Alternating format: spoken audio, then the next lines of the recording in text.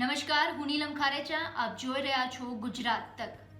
RSS પ્રમુખ મોહન ભાગવત કે જેમણે રવિવારે એક નિવેદન આપ્યું અને શરૂ થયું રાજનીતિનું ધમાસાણ. મોહન ભાગવતના આ એક નિવેદન પર અલગ અલગ પક્ષના નેતાઓની પ્રતિક્રિયાઓ આવી રહી છે. શું કહ્યું હતું મોહન ભાગવતે અને કઈ પ્રકારની પ્રતિક્રિયાઓ આવી રહી છે તેના માટે જુઓ આ વિડીયો. हम समान पूर्वजों के वंशज हैं और ये विज्ञान से भी सिद्ध हो चुका है. 40,000 साल पूर्व से हम भारत के सब लोगों का डीएनए, सब लोगों का निरपवाह डीएनए समान है. कि अगर हिंदू कहते कि यहाँ एक भी मुसलमान नहीं रहना चाहिए तो हिंदू हिंदू नहीं रहेगा. ગૌરક્ષાના નામ પર નિર્દોષોની લિન્ચિંગ, બે સમુદાય વચ્ચે વધતી ધાર્મિક નફરત અને ખાઈની વચ્ચે મોહન ભાગવતનું આ નિવેદન ખૂબ મહત્વનું છે. સંઘ પ્રમુખે સ્પષ્ટ કહી દીધું કે લિન્ચિંગ કરનારાઓ હિન્દુત્વની વિરુદ્ધ જઈ રહ્યા છે. डॉक्टर हेडगेवार साहब ने कहा कि देखो भाई, हिंदू अपनी दुर्वस्था के लिए अंग्रेजों को, मुसलमानों को दोषी मान रहा है. ये गलत बात है. हाँ, कुछ इतिहास में उपद्रव हुए, उसके कारण नुकसान हुए, बात ठीक है. आज भी हम कह सकते हैं ऐसे उपद्रव हुए. हम दोनों एक दूसरे के बारे में ये कह सकते हैं. लेकिन डॉक्टर हेडगेवार ने कहा कि तुम अपने देश में थे, तुम अपने देश के मालिक थे, तुम्हारी संख्या इतनी है, तुम्हारे पास इतने उच्च विचार है, फिर भी अपने घर में तुम्हारी हालत ये हुई. तुम दूसरों को कैसे दोष लगा सकते? तुम में कुछ कमी होगी, उसको सुधारो. संघ का विचार ये है. ये जो संघ के बारे में अपने देश के तथाकथित अल्पसंख्यकों को, तथाकथित को इसलिए कह रहा हूं कि वो एक ही समाज के, हमारे ही समाज के, हमारे अपने भाई. ये वास्तविकता है. और कभी भी भाषा, पंथ, प्रांत, संप्रदाय, धर्म के नाम पर हमने किसी को कम या ज्यादा नहीं कहा. लेकिन है आज की माइनॉरिटीज उनको कहा जाता है. लेकिन इन सब लोगों सहित हमारा जो एक समाज है, वो हिंदुओं के देश में हिंदुओं की हालत ये हो गई, इसके कारण ये नहीं. ये संघ की विचारधारा है और उन तथाकथित अल्पसंख्यकों के मन में ये डर भरा गया है कि संघ वाले तुमको खा जाएंगे. दूसरा एक डर लगता है कि हिंदू मेजॉरिटी देश में आप रहोगे तो आपका इस्लाम चला जाएगा. ये भी बताया जाता है. अन्य किसी देश में ऐसा होता होगा, मेजॉरिटी माइनॉरिटी होगा. हमारे यहाँ ऐसा नहीं. हमारे यहाँ जो जो आया है वो आज भी मौजूद है, किसी भी कारण आया हो, लेकिन आया है और रहा है तो मौजूद है. और इस भूमि की परंपरा, यहाँ के समाज का स्वभाव और इस कारण उसने बनाया संविधान भी उनके यहाँ के अस्तित्व की गारंटी देता है. क्योंकि समाज वैसे मानता है आज भी. कुछ ज्यादतियां अगर होती है मेजॉरिटी की ओर से माइनॉरिटी की ओर, तो मेजॉरिटी से ही उन आतताइयों का विरोध होता है.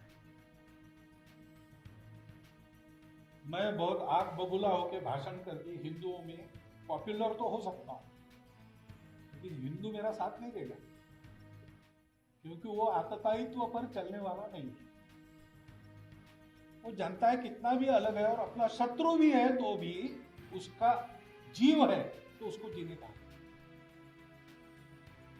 तो लड़ाई भी होती है और लड़ाई में हारने के बाद वो माफ करो कहता है तो उसको शरण देना है.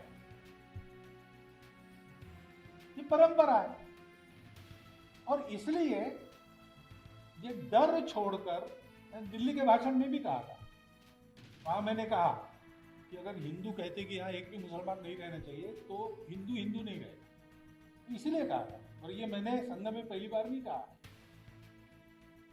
डॉक्टर साहब के समय से हमारी चलती आई हुई विचारधारा है. हर बात को बोलने का वक्त होता है तो उन्होंने दूसरों शब्दों में कहा, गुरुजी ने और शब्दों में कहा, बाबा साहब ने कहा, चलते आया है. और संघ छोटा था तब उसकी बात सुनी नहीं गई. आज संघ इतना बड़ा है कि संघ के शीर्ष पर मुझे रखा गया है, इसलिए मैं बोलता हूं तो सारी दुनिया सुनती है. ये विचार मेरा नहीं है, ये विचार संघ की विचारधारा का अंग है क्योंकि हिंदुस्तान एक राष्ट्र है। ગાઝિયાબાદમાં મુસ્લિમ રાષ્ટ્રીય મંચ તરફથી આયોજિત એક કાર્યક્રમમાં હિન્દુ મુસ્લિમ એકતાને લઈને કેટલાય મહત્વના નિવેદનો અપાયા. તેમણે કહ્યું કે દરેક ભારતીયોનું ડીએનએ એક છે. સાથે જ મોહન ભાગવતે મુસ્લિમ ભાઈઓને અપીલ પણ કરી કે તે ભયની જાળમાં ના ફસાય. આમ તો સંઘની વિચારધારા વિપક્ષના નિશાને હોય છે, પરંતુ આ વખતે મુસ્લિમ ભાઈઓ માટે આપેલું આ નિવેદન પણ વિપક્ષના કેટલાક નેતાઓને નિશાને આવ્યું. મોહન ભાગવતના નિવેદન પર એઆઈએમઆઈએમના ચીફ અસદુદ્દીન ઓવૈસીએ વળતો જવાબ આપ્યો છે. હૈદરાબાદના સાંસદ ઓવૈસીએ સોમવારે સોશિયલ મીડિયા પર લખ્યું કે આરએસએસના ભાગવતે કહ્યું હતું કે લિન્ચિંગ કરનારા હિન્દુત્વ વિરોધી છે. આ અપરાધીઓને ગાય અને ભેંસનો તફાવત ખ્યાલ નહીં હોય. જો કે હત્યા કરવા માટે જુનૈદ, અખલાક, પહેલુ, રકબર, અલીમુદ્દીનના નામ જ પૂરતા હતા. આ નફરત હિન્દુત્વની દેણ છે. આ ગુનેગારોને હિન્દુત્વવાદી સરકારનું સમર્થન છે. વધુમાં તેમણે લખ્યું કે કાયરતા, હિંસા અને કતલ કરવી ગોડસેની હિન્દુત્વવાળી વિચારનો અભિન્ન હિસ્સો છે. મુસલમાનોનું લિન્ચિંગ પણ આ વિચારનું પરિણામ છે. અખલાકના હત્યારાઓ પર તિરંગો લગાવવામાં આવે છે. આસિફને મારનારાઓના સમર્થનમાં મહાપંચાયત બોલાવવામાં આવી છે, જ્યાં ભાજપના પ્રવક્તા પૂછે છે કે શું અમે મર્ડર પણ ન કરી શકીએ. માત્ર અસદુદ્દીન ઓવૈસી જ નહીં, પરંતુ કોંગ્રેસના નેતા દિગ્વિજયસિંહે પણ ભાગવતના નિવેદન પર ટિપ્પણી કરી અને તેમણે સોશિયલ મીડિયા પર લખ્યું, મોહન ભાગવતજી, આ વિચાર શું તમે તમારા શિષ્યો, પ્રચારકો, વિશ્વ હિન્દુ પરિષદ અને બજરંગ દળના કાર્યકર્તાઓને પણ આપશો? શું તમે આ શિક્ષા મોદી, શાહજી અને ભાજપના મુખ્યમંત્રીઓને પણ આપશો? જો તમે પોતાના વ્યક્ત કરાયેલા વિચારો પ્રત્યે ઈમાનદાર છો, તો ભાજપના બધા નેતા જેમણે નિર્દોષ મુસલમાનોને હેરાન કર્યા છે તેમને પોતાના હોદ્દા પરથી તાત્કાલિક હટાવવાના નિર્દેશ આપો. લિન્ચિંગની લડાઈ આમ તો ક્યાં જશે એ માલુમ નથી, પરંતુ સત્ય એ છે કે લિન્ચિંગના કેટલાય કિસ્સાઓ સતત સામે આવતા રહે છે અને આ પ્રકારે સૂફિયાણી વાતો તો થતી રહે છે, પરંતુ જરૂરી છે કે આ વાતોની અસર થાય અને નિર્દોષ લોકોનો ભોગ ના લેવાય. જો આપને અમારો આ વિડીયો પસંદ આવ્યો હોય તો લાઇક અને શેર કરવાનું ભૂલતા નહીં. સાથે જ અમારી યુટ્યુબ ચેનલ ગુજરાત તકને સબસ્ક્રાઇબ જરૂરથી કરજો. આપ અમારી સાથે ફેસબુક, ઇન્સ્ટાગ્રામ અને ટ્વિટરના માધ્યમથી પણ જોડાઈ શકો છો. નમસ્કાર.